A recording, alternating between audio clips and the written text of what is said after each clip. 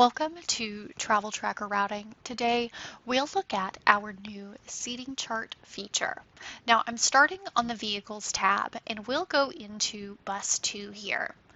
And once I open this vehicle profile, you'll see this section that says Seating Plan.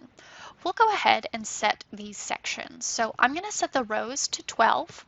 This means that my bus has 12 rows of student seats.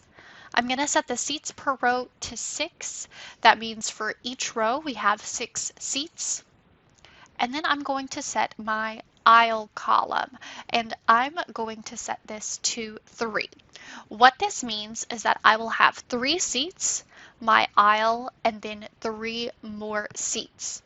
Now, before we save this, I do want to show you this View and Edit Seating Chart Labels button. This is a really great tool. It allows you to mark seats as wheelchair seats. It allows you to mark your emergency exit seats. And you can also mark seats as not available for whatever reason. If you're social distancing, you can see here I've set seat C1 as not available. I've set seats A6 and F6 as emergency exit seats, and I've set seat F10 as a wheelchair seat. So it's really great for setting your seats. Now I'm going to save this and we'll pop on into the Routes tab.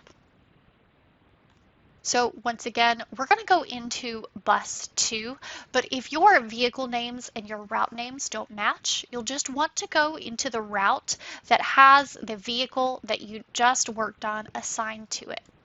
Alright, so now that we are in Bus 2, I'm going to open up Bus 2 AM. Now, these seating charts are done by run, so your Bus 2 AM can be different than your Bus 2 PM seating chart. And once I open this seating chart using the seating chart symbol, this looks just like our label option that we had on the Vehicles tab. You can see here that I've got my seat C1 is not available. I've got my 2 A6 and F6 seats marked as emergency exits, and then I've got seat F10 marked as a wheelchair. And so it's very easy to take the students that are assigned to this route and put them in seats. So we'll go ahead and click on this A1 box and we'll assign Karen Blackwell to that. And before I move on, I want to point out that if I make a mistake and I accidentally assign a student to the wrong seat, I can just take off their name and I can put another student in that seat. If I just want to take a student off, let's say they no longer ride, I can just click this X button and remove them. Let's go ahead and just keep assigning some students so that I can show you what this route report will look like. And so the only students that are on this list that keeps popping up are students that are assigned to this route.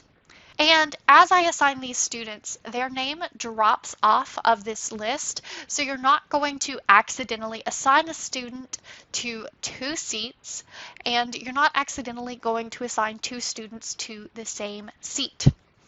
And we will leave this at that for now. Always make sure that you click Save so that the system can save those changes. Now looking at this, we've got our seats marked. We've got some of our students assigned to seats on our route. You can see that we've got the driver's side and the door side clearly marked here.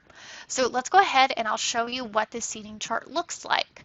This printer icon is where you will pull up that route report. So we'll click on this and it will pull up differently depending on your browser settings. You'll either have a pop-up down here in the bottom left or it'll automatically open in a new tab.